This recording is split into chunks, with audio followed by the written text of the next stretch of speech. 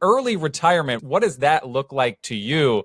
And if they already have a 401k, they're not tapping into that. They probably don't. If they're retiring early, they probably don't need to.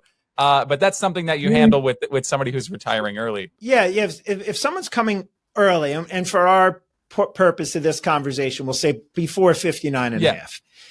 So if someone retires before 59 and a half, they may not, you said they probably don't need to touch their 401k. Well, yeah. Most people have the largest sum of their assets either in their house or their retirement account. So it's unlikely that people reach a point. It's not improbable or impossible, but a lot of people reach early retirement and still need to tap into their retirement accounts.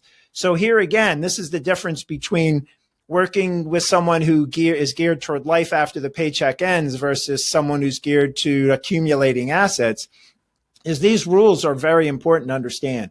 So I just gave you the exception to the rule for 55 if you're in a 401k plan.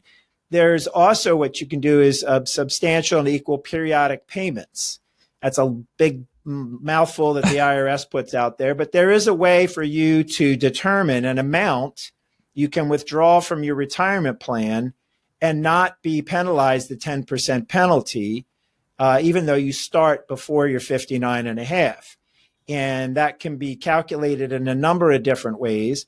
You have to withdraw for at least 5 years, meaning if you're 54, well, you're not going to be 59 and a half, for 6 more years. But if you're, or 5 and a half, but if you're 58, and you start doing it, you would have to do it for 5 years into age 63. But these are these calculations where you're able to draw income from that plan, and knowing and understanding those calculations is very critical. And that's something that we do with a lot of people at early retirement.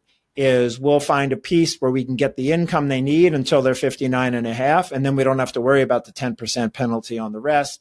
And once those 5 years are up, then we don't have to worry about it on that either. So there's a lot to it. There's a lot of calculations. It's not just put money in a black box, put it in an index fund and forget it. You've got taxes and other things to worry about too. Yeah, I think in asking that question, my head was in some sort of fantastical scenario where you came into just a wild amount of money at like 30 or 40, and they're like, I don't have to work ever again. That's obviously a very specific scenario. That's not happening dairly, but that's like disappear money. Remember? Yeah, you strike it rich, you disappear. Yeah.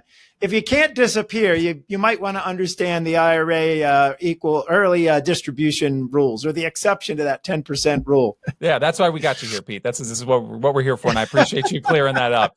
If you like what you heard on this video and you'd like to have a personal conversation more about your situation, check us out at gootfinancial.com and sign up for a conversation, and we're happy to see how we can help.